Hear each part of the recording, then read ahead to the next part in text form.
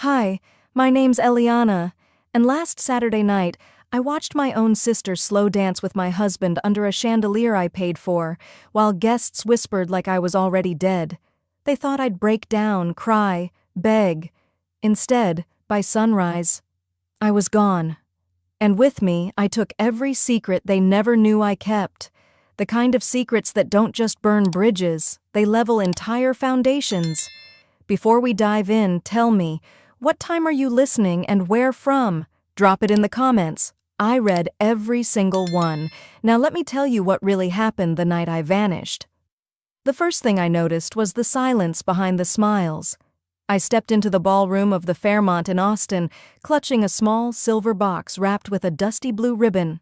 Inside was a bracelet I'd custom-ordered for Melis, a pale aquamarine stone set in gold, her birthstone. It wasn't expensive, but it carried a quiet weight. Like me. I wore our mother's old pearl pin on the collar of my navy wrap dress.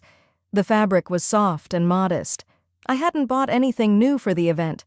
Truthfully, I hadn't even planned on coming, but something in me, perhaps old duty, perhaps the last shred of hope, pushed me through the doors. The air was filled with champagne giggles and piano jazz, but when I walked in, conversations faltered. Just for a second, then resumed, like nothing had changed. "Hey, Eliana," someone muttered with a distracted half-smile. I nodded back, unsure if they were actually speaking to me. No one offered to take my coat. No one reached for the gift. I stood at the entrance for what felt like too long, clutching the box like a lifeline, my fingers going numb. I scanned the room for Melis, my sister, my only sister. My beautiful, dangerous sister. She was across the room, laughing, radiant under the chandelier. Cassian, my husband, stood beside her, his hand resting far too comfortably on the small of her back. I walked in farther, found an empty spot near the drink table, and took a sip of water. Not wine. Not tonight. I told myself I was just here to celebrate, to smile, and to leave early. No trouble, no fuss. That promise broke 10 minutes later. The music slowed. From the stage, someone announced, "A special dance, just for our glowing bride-to-be." Bride-to-be. Melis turned, her sequined gown catching the light like ice. Cassian held out his hand to her, bold, casual. And she took it, like she'd been waiting. They stepped into the middle of the room, under a pale spotlight. The music began. Frank Sinatra, of course. "The Way You Look Tonight." A love song. They moved like they'd done it 1,000 times. She leaned into him, her head against his chest. He whispered something, and she laughed like a schoolgirl. The kind of laugh that made people turn and smile. People began recording. "She's really close with him, huh?" someone near me said. And then I saw it. The pearl pin. Not on me. On her. My throat went dry. The pin. I had handed it to her last Christmas, not because she asked, but because she cried and said she missed Mom. I'd wrapped it in tissue paper, told her it was a symbol. "Something to keep us connected," I said. But Melis never believed in symbols. She believed in ownership. I stood frozen, my hands clenched at my sides. My heart wasn't racing. It was folding in on itself. Cassian caught my eye. For a second I thought he'd pull away, that he'd feel some sliver of shame. But no, he smirked, like a man who knew he wouldn't be challenged. He twirled her. Laughter erupted around them. Phones caught every angle. Someone said behind me, "Isn't that her husband?" Then came the toast. Melis stood by the stage, a flute of champagne in one hand. "Thank you all for being here tonight. To my amazing family, my incredible fiancé, Cassian, you've been such a support through everything." There was clapping. No one turned toward me. My name was never spoken, not once. I set the gift box on a table. I didn't drink the wine, didn't touch the food, didn't say goodbye. I walked out into the Texas night with nothing but the dress on my back and a silence so loud it rang in my ears. And that's how I disappeared, before the cake was even cut. That night, the world thought I'd just gone home. They didn't know I had a plan. I drove through the quiet streets of Austin with both hands steady on the wheel, though nothing else about me felt steady. My phone lit up on the passenger seat, Cassian's name flashing again and again. No voicemails, just calls. I didn't answer. I didn't even turn it face down. I let it blink, fade, then blink again like some pathetic flare from a man who knew the ship was sinking and still tried to act surprised. The yellow glow of the streetlights blurred into streaks as I passed. I wasn't crying. I hadn't cried all night. It wasn't numbness. It was more like preservation, as if even my tear ducts knew I had to keep everything contained until I was safe. But the images kept cycling like a broken film reel, her fingers on his chest, his hand settling too low on her back, that smirk, and the pin, that damn pin, winking under the lights like it belonged there. By the time I turned into the cul-de-sac, the world was asleep. My porch light was off. Cassian's truck wasn't in the driveway. Inside, everything looked the same, too much the same. I kicked off my shoes and dropped my clutch on the console table by the door. My heels had left faint blisters I hadn't noticed earlier. As I passed the hallway, I noticed his duffel bag was gone. It wasn't his usual overnight gym bag. This was the larger one, the one he used when we went to Arizona for our anniversary, and the drawer where he kept his spare car keys, cracked open, empty. I exhaled through my nose and set my keys down. Then I checked my phone again, this time with purpose. One new voice memo. Not from Cassian. From Melis. I sat on the edge of the couch before hitting play. Her voice was syrupy, slurred just enough to betray the champagne. You were never meant for him, Elle. You were just the preview. There was a giggle, muffled music, the faint clinking of glasses. I mean, come on, you saw us tonight. It's like we finally got to stop pretending. The message ended with the sound of someone calling her name in the background, probably Cassian. I stared at the wall across from me for a full minute. Then I forwarded the voice memo to both my work email and my backup drive. I also saved it to the cloud under a new encrypted folder named For Later. When I stood, I noticed the hum. A kind of quiet that didn't belong in a house with two people. I walked through the living room and down the hall toward the bedroom. As soon as I opened the door, I knew. Half the closet was empty. His drawers, yanked open, some still dangling crookedly, were stripped of everything: belts, socks, dress shirts, gone. I opened the bathroom vanity. His toothbrush was missing. The cologne I bought him for Christmas, gone. The expensive hair trimmer he swore was too fancy to travel with, gone too. There was no note, not even a text, just the kind of absence you could smell, like something had been ripped away too fast, leaving heat and static in its place. I walked over to my desk in the corner of the room, opened my laptop, and logged into our joint bank account. The number glared up at me. 43,000, withdrawn just 6 hours earlier, all in one transaction. I didn't scream. I didn't throw anything. I pulled out a pad of paper and started a checklist. Lock credit cards, freeze bank accounts, call attorney, separate business assets. I paused on that last one. Business. I headed out to the backyard, flipping the patio lights on as I went. The spring air was crisp. The wind stirred the jasmine vines that curled along the fence. The fire pit was still warm. That's when I saw it. Blackened corners of papers poked out between the logs, charred but not completely gone. I crouched down and pulled one free. My licensing agreement. Signed. Stamped. Mine. Another scrap. My original product sketches still faintly visible through the burn. He hadn't just taken the money. He'd tried to erase my name from my own work. That man had watched me pull 16-hour days for 2 years straight, watched me present prototypes, deal with lawyers, pitch investors, and now, without saying a single word, he'd tried to vanish it all into ash. I stood up slowly. I didn't shake. I didn't cry. I walked back inside, poured a glass of water, and sat at my desk. I clicked open a folder labeled Insurance. It asked for a passcode. I entered it. Inside were scanned copies of every contract, email threads, NDAs, recordings, time-stamped photos, investor lists, a folder labeled Melis June. I'd made it a habit to back up everything after the second time he accidentally deleted my files. The night felt heavy, but my chest felt still, settled, like something ancient had shifted. I had let them rewrite me once, but this time, I'd be the one holding the pen. The next morning, I didn't cry. I documented everything.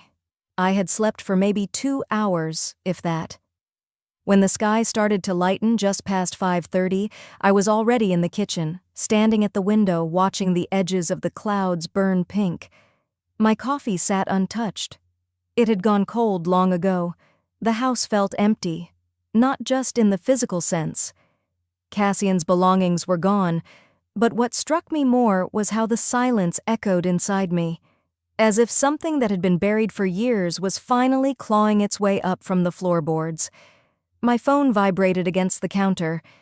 I didn't even look at the screen until it stopped buzzing. One message from my mother. "Did you cause a scene, Eliana?" Not, "Are you okay?" Not even a "what happened?"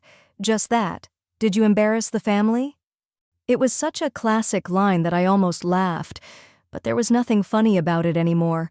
Nothing surprising. I deleted the message, and yet the memories came anyway. I remembered being 12, spending weeks building a miniature working wind turbine for the regional science fair. Melis had wandered into my room the night before the judging and asked if she could help with the finishing touches. The next morning, she arrived at the exhibit early, with my project in tow, her name on the placard. She won first prize. I stood behind the judges, watching her accept the medal. She didn't even look in my direction.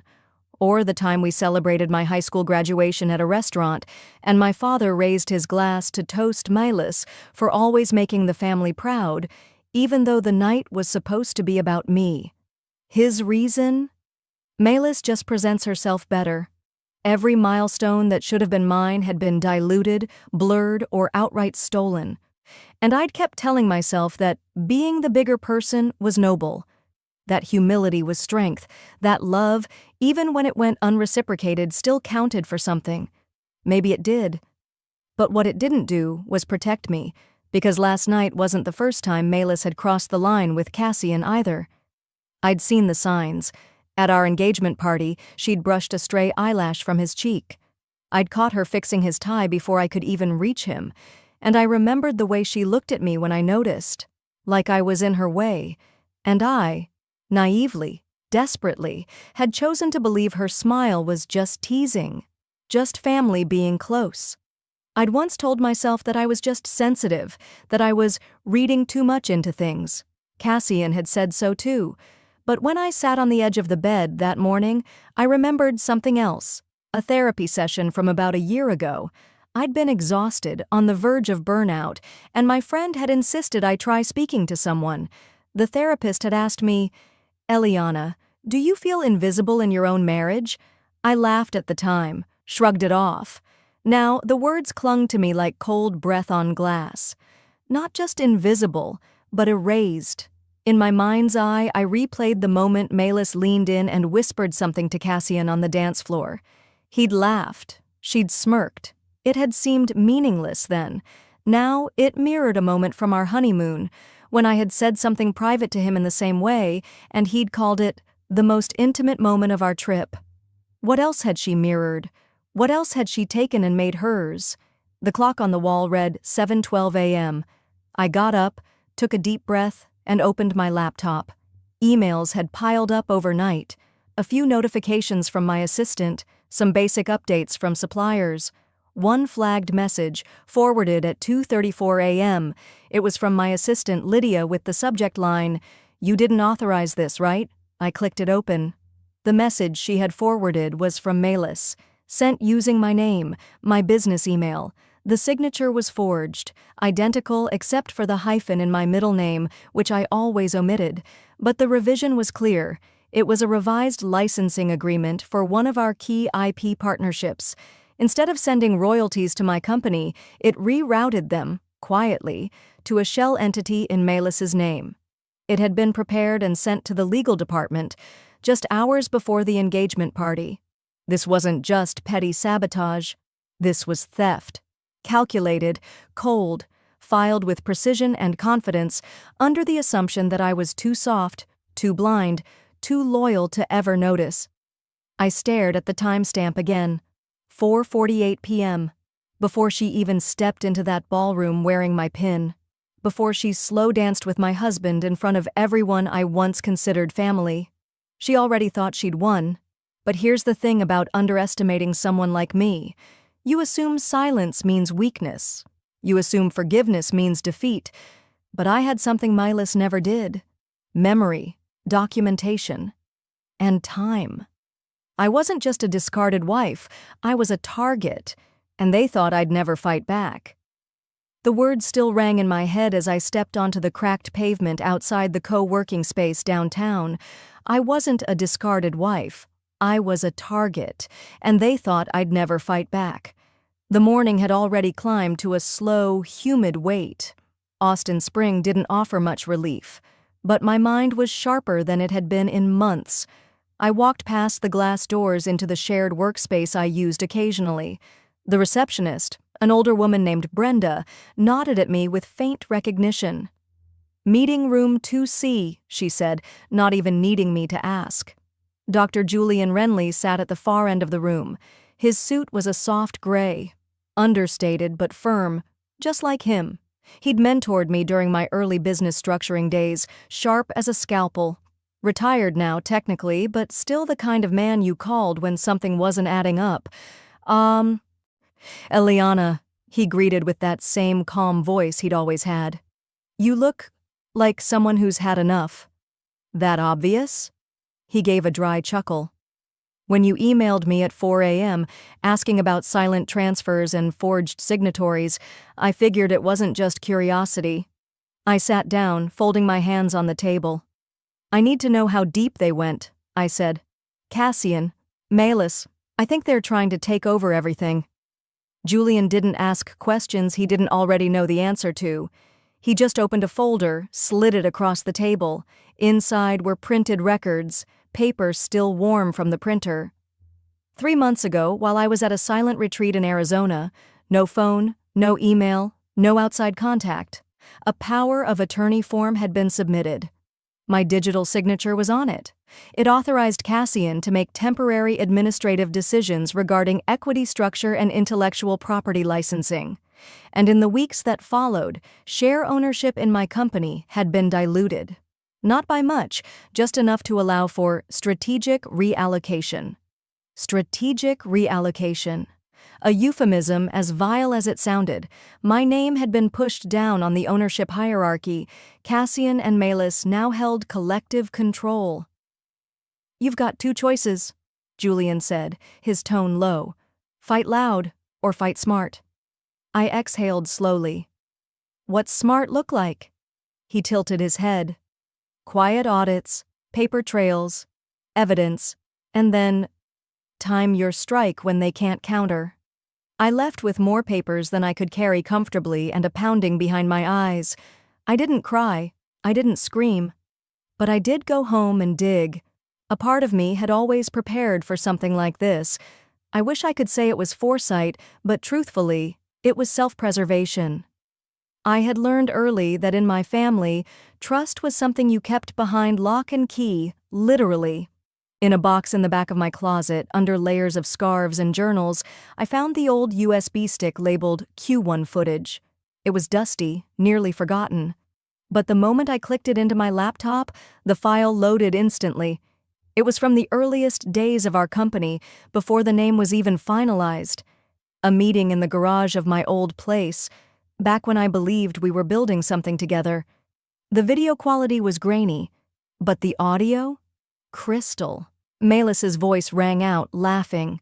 "You just have to keep her busy with sweet words and symbolic gifts. Eliana's not the type to push, that's what makes her useful." In the frame, Cassian smiled and sipped his beer. "She keeps the engines running. We take the wheel when it matters." I didn't move, didn't breathe. This wasn't just betrayal, it was exploitation. Premeditated, collaborative, and cruel. The file timestamp showed it was saved the same week I signed the initial equity structure, the same week Malus had given me that expensive journal and called me the soul of the vision. I backed up the video to 3 separate drives. I uploaded it to a secure cloud. Then I deleted every trace of it from the USB, reformatting the stick before placing it back in the box. If they ever got curious, they'd find nothing. Then I walked to the mirror in my hallway, the same one I passed every morning but hadn't looked into in weeks. There I was. Same jawline, same soft brown eyes. But the woman staring back had something else now. Clarity. "They want a version of me that doesn't exist anymore," I said aloud. The silence that followed felt clean. By late afternoon, I booked a one-way ticket. Mendocino. To think. That's what I told my mother when she texted later. "Going up the coast to clear my head," I wrote. "No signal. Don't worry." But I wasn't going to think. I was going to plan. I wasn't running. I was rising. I booked a one-way ticket, but not to run. I was about to become the version of me they'd hoped stayed buried. The Mendocino coastline stretched out beneath me like a living watercolor, cool grays and restless blues melting into each other. I stood by the window of the tiny rental I'd booked, holding my coffee like it might warm more than my hands. It didn't. The bag I hadn't unpacked sat beside the armchair, slouched like I felt. I knelt to zip it up fully, and something caught, wedged between 2 journals. There it was. A letter. My name on the front in my grandfather's deliberate handwriting. I paused. My fingers trembled, not from fear, but from the strange certainty that whatever it said, it would matter. I opened it slowly. "Eliana, if you're reading this, then it means time did what it does. I always told you to be kind, but not blind. Love is not license, and the ones closest to you will try to dress theft as care. Document everything, protect your name." Enclosed, a notarized copy of your co-ownership clause. I witnessed it myself. I love you. Stay sharp. Grandpa. I let the letter fall gently into my lap. The weight of his words pressed harder than grief had when we buried him. His voice echoed in my chest, firm, protective, and always just ahead of the storm. I folded the clause twice and slid it into my laptop sleeve. It felt like a weapon sheathed in cotton. Hours passed, or maybe only minutes. The lines blurred after that. I curled up on the worn couch, knees to chest, still in yesterday's jeans. I let the tears come, not for them, but for me. For the woman I had silenced in the name of keeping peace.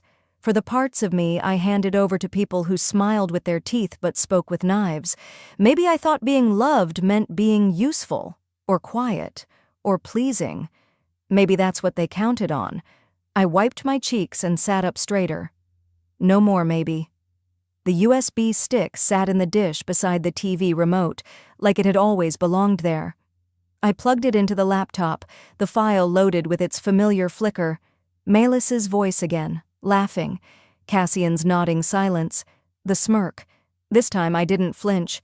I uploaded it to 3 new folders, encrypted, hidden behind names only I would recognize. One set was cloud-based, the second offline. The third, stored on a drive tucked beneath the wooden floorboard under the fridge. If someone ever tried to erase me again, they'd find themselves chasing smoke. The next morning, I didn't tell anyone where I was going. I dressed in black, simple, sharp. I looked in the mirror and didn't recognize my own eyes. Then I drove down the coast, letting the miles stretch out the knots in my chest. By the time I stepped onto the rooftop in Oakland, the sun was beginning to tilt toward dusk.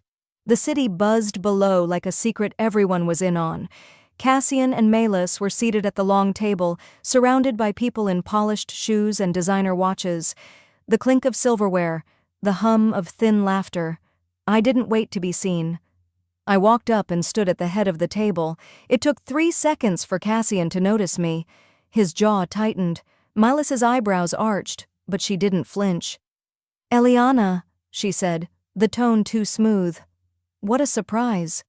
"I figured I'd drop by," I said, reaching for an empty glass. This looked like a celebration. Cassian half stood. "We're in the middle of a private—" "To long games," I said, raising the glass. "And short memories."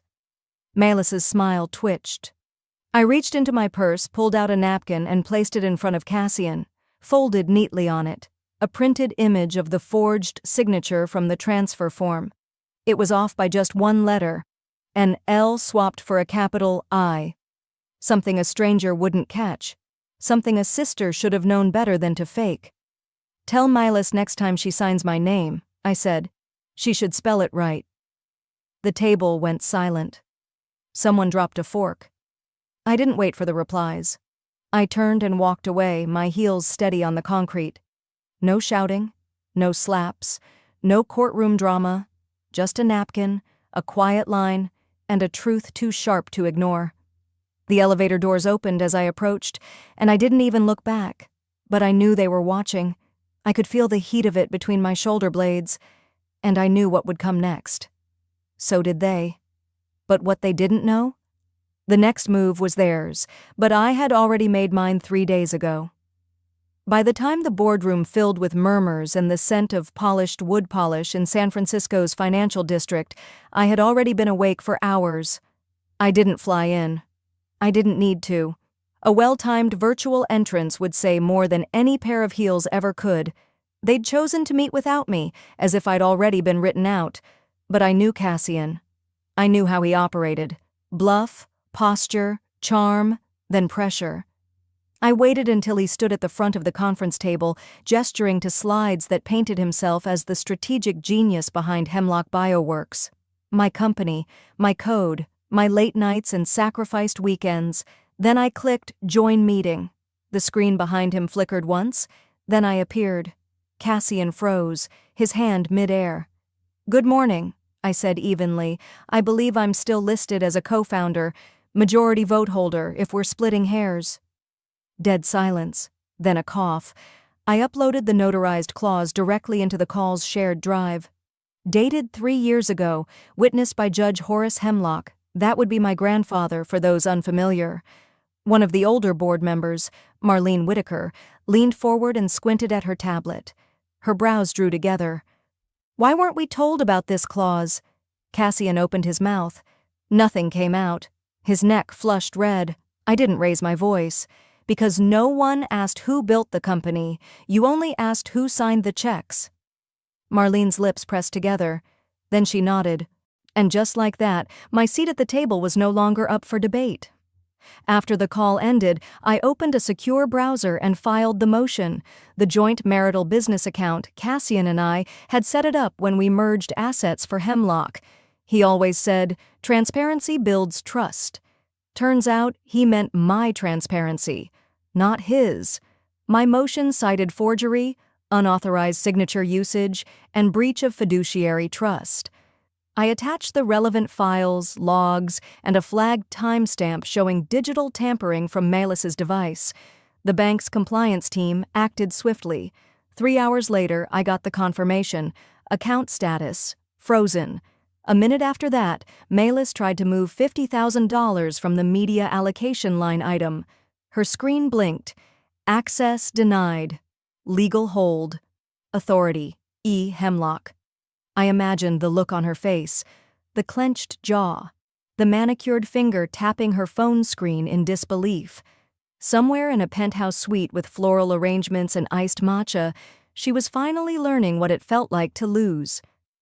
Cassian texted at 11:47 a.m.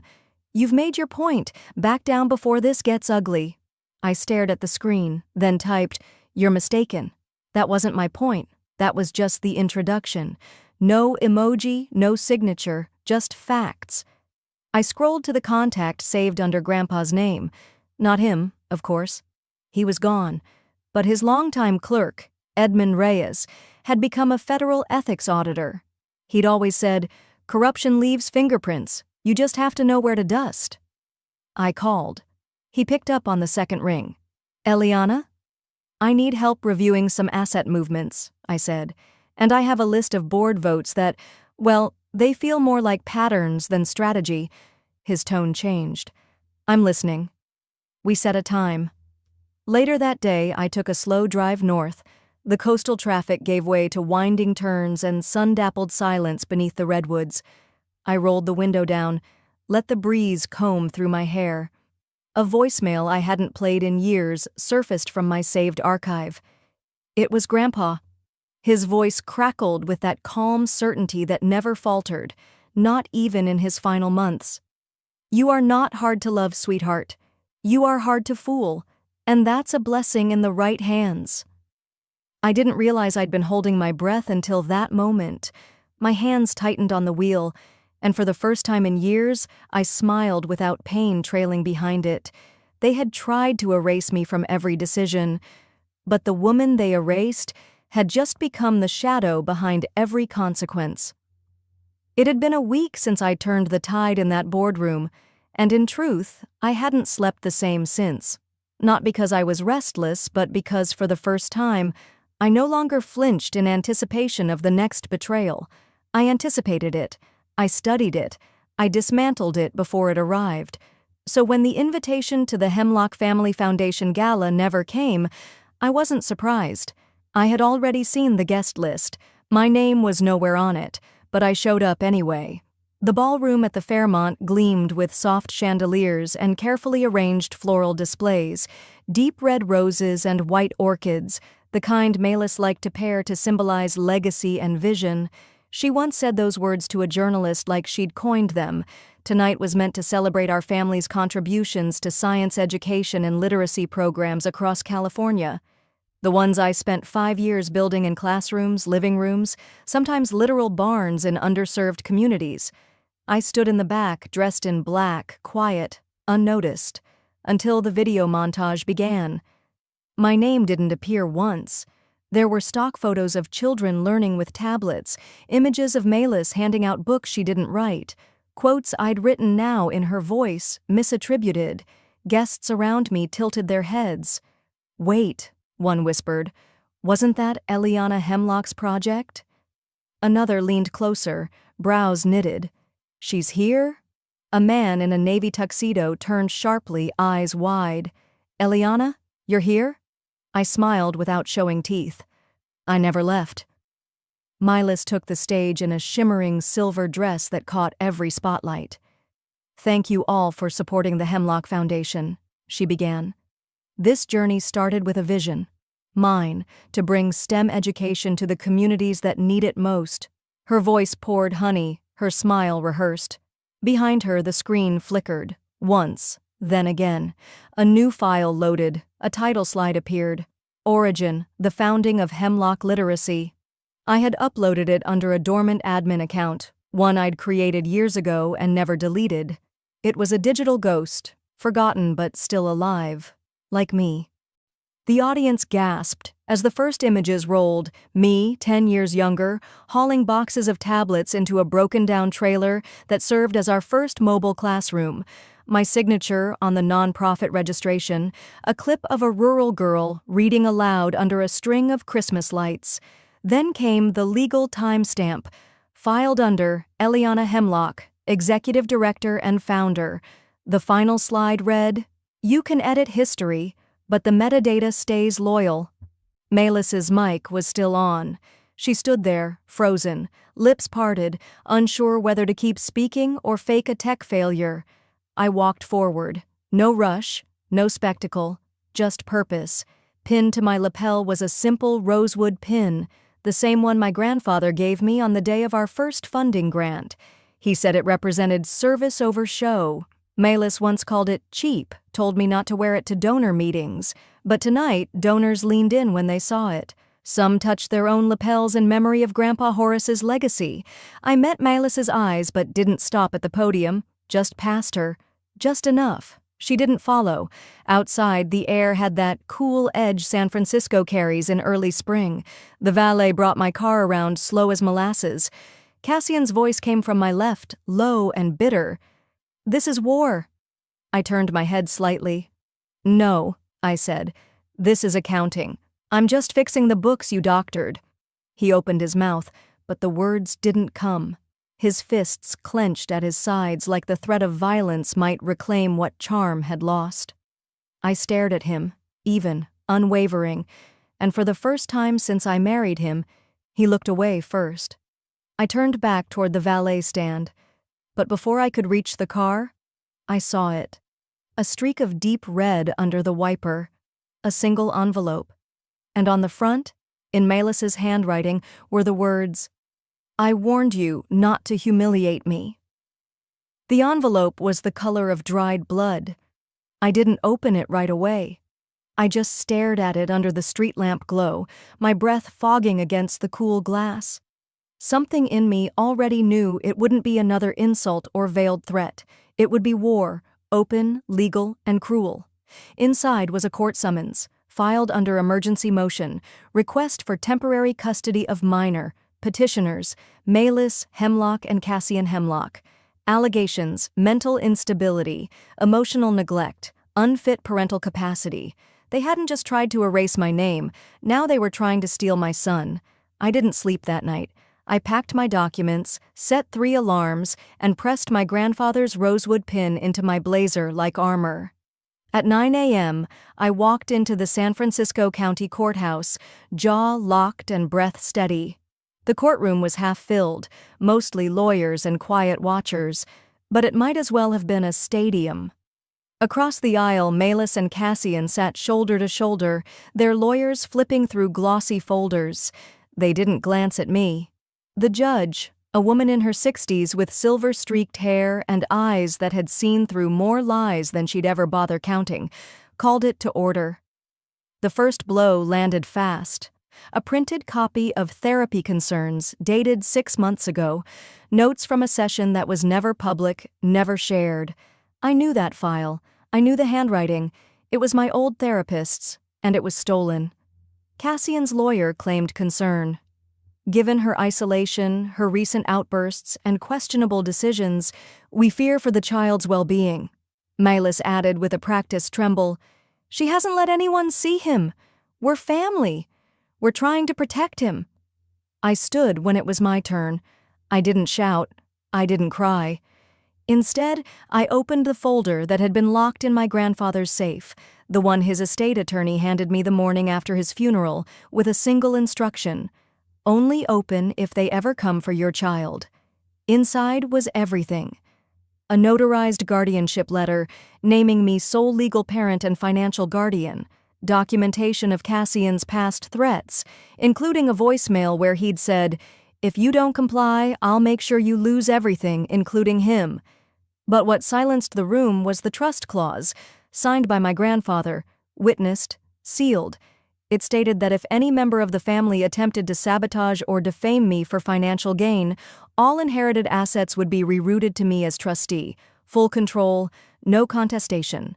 The judge read silently, lips tightening with each page. Then she said it, calm, clear, final. All claims denied, and you too may want to retain separate counsel moving forward. Melis blinked like someone just slapped her without touching her. Cassian didn't move. Outside, the world had shifted. Reporters swarmed as the courtroom doors opened. "Ms. Hemlock, is it true they tried to seize your son?" "Eliana, how long were these threats going on?" I didn't answer. I took my son's hand, his small fingers wrapping mine, and walked straight through the chaos like it was fog parting for us. Cassian's law firm released a statement that same hour. Internal ethics review launched. Melis's foundation page went dark by noon, most of their corporate sponsors pulling out within hours. I didn't smile. I didn't need to. My son squeezed my hand. "Are we going home?" I looked up at the sky, blue and wide above the plaza. "Yeah, baby, we are." Later that evening, when the courthouse dust had settled and the press vans cleared, I sat alone on the back porch. The sunlight stretched long over the wood planks. My rosewood pin caught a slant of gold light, the grain glinting. "They danced like I wasn't there," I whispered, more to the wind than to anyone else. "But I was the one who built the floor they danced on. I just decided to pull it out from under them, quietly." The moment lingered, whole.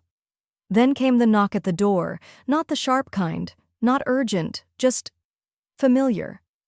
I walked over and opened it. On the welcome mat lay a single envelope, cream-colored, aged at the edges. My name was written in a hand I hadn't seen in years. It was from my mother. It was the same delicate script I remembered from childhood. curved letters with hesitant pauses, like she had always been unsure how much space she was allowed to take up on the page. My name was spelled in full this time, not the clipped E she used when she was upset. Eliana. The envelope was postmarked from nearly 2 years ago. Somehow it had been buried beneath a stack of probate documents from my grandfather's estate, sealed, misfiled, then found only weeks after the courtroom storm had passed. I didn't open it right away. I waited until I was sitting on a weathered bench overlooking the sea in Monterey, the Pacific crashing below like it had something to say, but didn't care if anyone listened.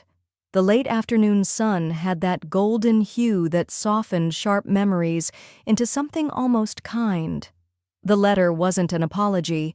It was something far more dangerous. It was honest.